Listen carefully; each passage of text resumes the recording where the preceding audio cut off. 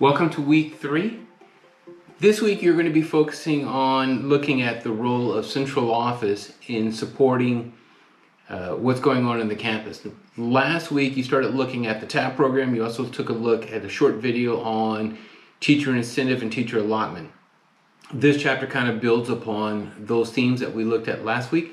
Also talking about the role of central office in creating policies to support what's going on the campus, specifically looking at how it supports evaluations and supervision on the campus level. Reminder, you do have a couple of things coming up. You have a discussion prompt. Next week will be your first big assignment that will be due. So please make sure, I'm going to go ahead and put a little bit of information, a reminder on what I'm looking for, or more specifically, the instruction for that assignment momentarily. But please make sure that you are working on that. If you have any questions, please reach out to me and let me know. For this week's assignment, complete the required reading, which is Chapter 12 from Sir Giovanni, Starlet, and Chow, as well as Week 3's discussion prompt. This is your teacher training assignment, in which you are going to develop a teacher training session for a group of teachers who are new to your school or district. The training should be related to something that they will be expected to implement or utilize as they assume their new roles. Develop a plan similar to a lesson plan for the training to include objectives, activities, assessments, and so forth that will be used during the training. Also list any references that support your training at the bottom of your plan.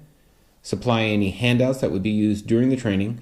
Also include an evaluation instrument that you would provide those who attend to provide you with feedback on your session. Create a Screencast-O-Matic or Screencast-Ify or some other multimedia tool that captures audio and video and provide me with a 10 to 15 minute overview of your training session. That explains such things as why the topic will be important for new teachers, the objective of your training, the activities and learning activities, how you will monitor the progress of teachers towards mastering the objective or objectives, and explanation of the information that you include on your feedback form. Upload your presentation to YouTube and provide me with a link, as well as turn in your lesson plan, any relevant handouts, and the feedback tool that your participants will complete at the end of the training. Think of professional development sessions that you may have attended on your own. You're using that to kind of formulate how you want to do this, and when you're providing me with a handout, you can walk step by step on how you'd be presenting the information, the themes that you'd be covering. You don't actually have to do a professional development session and record it, just kind of giving me an overview of it.